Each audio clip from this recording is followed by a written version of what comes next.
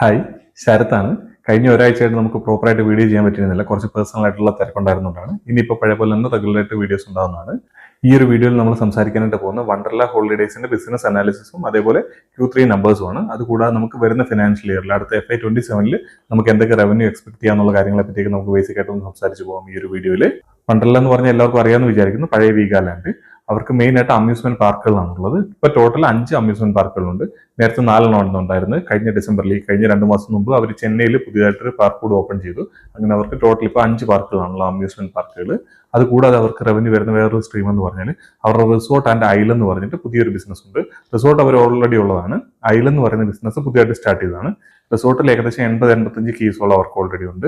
അതുപോലെ ഐലൻഡ് എന്ന് പറയുന്ന ബിസിനസ് എന്ന് പറയുന്നത് ഇതേപോലെ തന്നെ ഇവർ അമ്യൂസ്മെന്റ് പാർക്കിൽ, അത് അവർക്ക് ഓൾറെഡി ഉള്ളത് ഇപ്പം ബാംഗ്ലൂരാണുള്ളത്. ഈ റിസോർട്ട് ഉള്ളത് ബാംഗ്ലൂരാണ്. അതേപോലെ തന്നെ ഐലൻഡ് എന്ന് പറയുന്ന ബിസിനസ് ഉള്ളതും ബാംഗ്ലൂരാണ്. ഐലൻഡ് എന്ന് പറഞ്ഞാൽ ഈ അമ്യൂസ്മെന്റ് പാർക്കിനകത്ത് തന്നെയുള്ള